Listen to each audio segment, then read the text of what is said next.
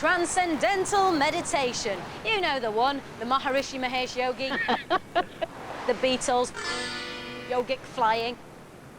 Well, David Lynch has been a practitioner for 30 years, so why now does he want to raise $1 billion to introduce TM centres to every city in the USA? We might not always get them, but he sure can make a movie. David Lynch has had a career spanning 30 years producing films such as The Elephant Man, Blue Velvet, Wild at Heart, Mulholland Drive, and the seminal TV series Twin Peaks. The surreal horror Eraserhead, his first feature, is indicative of his approach to film, art and life. He was introduced to TM in his 20s by his sister and was instantly taken over. It's easy, it's effortless, there's no trying. It's an innocent process, and it works. And you just do the technique, and bango, and things start getting better. In the swinging 60s, your choice of guru was as important as the width of your flares, and the Beatles' choice was the controversial Maharishi. After that, this little-known monk and his TM technique became famous. As a monk in India in the 1940s, the Maharishi developed a form of meditation that could be easily practiced by people in the modern world. Transcendental meditation uses one of a variety of Sanskrit mantras, each of which is a short word or phrase that, repeated in the mind, helps the user still the activity of thought and find a deeper level of consciousness. Through this process, it's claimed that the practitioner finds deep relaxation, which leads to enhanced inner joy, vitality and creativity. Baffled? Well, I caught up with David Lynch at his Hollywood home to find out more. It's a technique, the key, that opens the door within to what modern scientists call the unified field, a field of perfect unity. And it's a field that is pure bliss, pure consciousness, pure intelligence, pure creativity, energy, the power that makes the entire universe.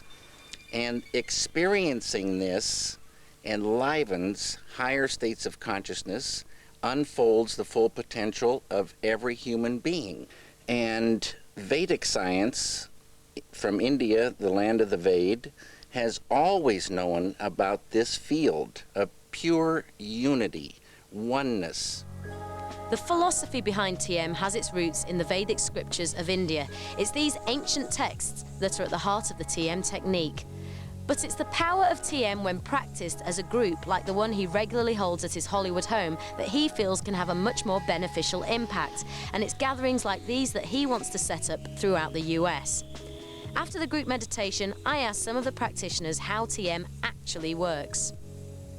It's a technique that takes on the natural tendency of the mind, which, according to Maharishi, the founder of TM, is to go to quieter and quieter levels of your awareness. What you want to do is you're favoring the mantra rather than any thought that pops up. You acknowledge the thought, you know it's there, but then you let it go and you go back to the mantra.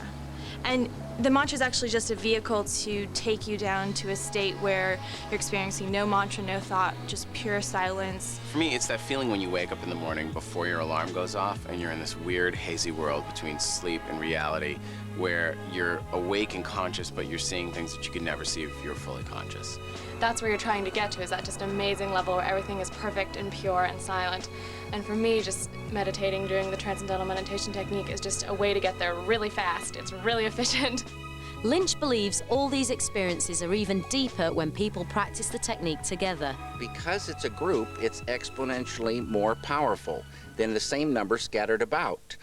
And the analogy is, in science, if you have 3 speakers in a house, each playing the same volume, you hear that volume as you go from room to room. But if you put them side by side, those 3 speakers, and if the sine waves are in sync, you'll have the equivalent of 9 speakers of volume.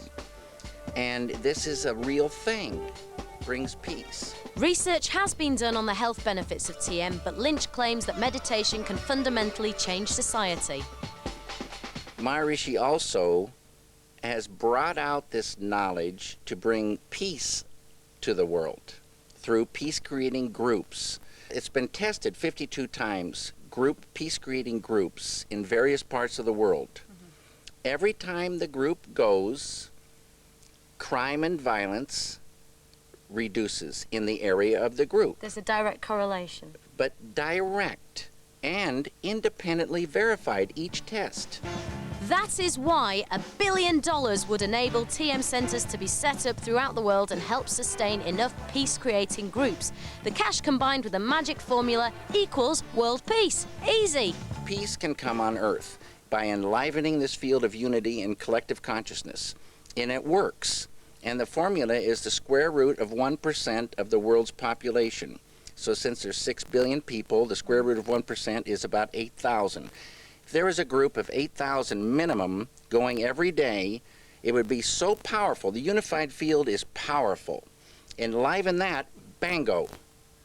It's peace on Earth. If peace on Earth can be achieved so easily, then I reckon we should all be at it. After 30 years, David Lynch is still a passionate believer in the teachings of TM. The Beatles, however, eventually turned their backs on the Maharishi. But whether you believe in the power of transcendental meditation or not, mind-body therapies are becoming increasingly more popular, and people still look to India and its gurus for greater spiritual understanding.